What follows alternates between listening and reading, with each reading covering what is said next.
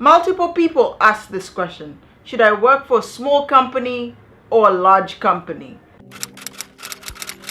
This question is asked more when people are coming out of university, are wondering what companies to apply to. In this video, I'll be diving deeper into that question and giving you some pros and cons from my experience. So let's just get right into it. Initially, when you're coming out of university, or if it's your first couple of jobs, I would highly suggest a smaller company. And then as you move farther along in your career, then a larger company. And by small, I mean between 20 and 50 people. So when I got out of university, I come from an engineering study background. I was drawn more to the path of development, software development to be specific. So during that time, you apply to everywhere. You just pretty much just want to be hired.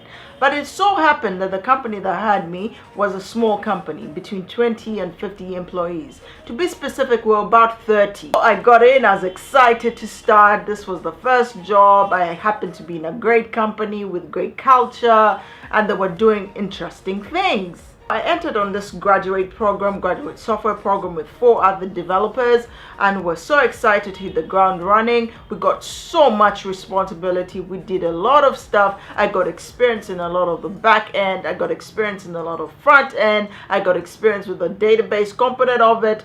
You're given so much responsibility, at least from my experience, in smaller companies that maybe it could take you a little while to get into when you're in a bigger company. Because in that small company, we got to interact with the client at that time. We run our own project management in a way. We had a Scrum Master to learn all the workings of an agile, best way of delivering technology. But we were so empowered as a team of 4 that we did everything amongst ourselves. We learned so much. That's why I would highly recommend, especially in technical fields, going for a smaller company, because most times you will be given more responsibility because there's few people, so hence they're always looking for someone to undertake a certain responsibility. And then I would suggest maybe after the first 3 years, you're past the junior phase, you're now leaning more into the mid-level. I would say now you cross over and into maybe a mid-size to large company, something or an environment that will actually challenge you and make you question the way you're doing things or compare.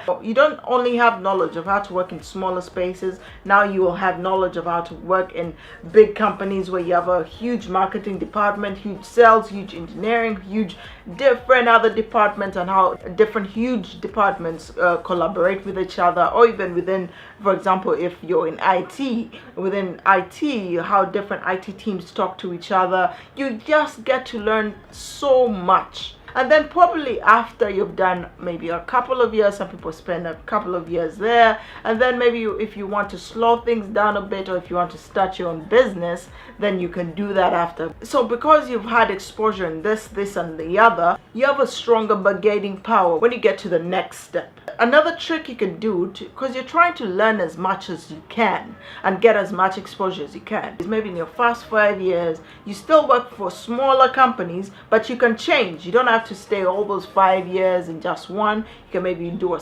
2-year stint here and a 2-year stint in another smaller company, just to compare and contrast and also learn and grow. And then when you get to another step and work for a bigger company, you can also swap around. Don't just work the whole couple of years in just one. Otherwise, guys, if you enjoyed this video, please don't forget to leave a like, subscribe for more videos, leave a comment in what your preference is. Do you prefer working for a smaller company or a larger company or mid-sized company? So otherwise, thank you so much for watching, and peace.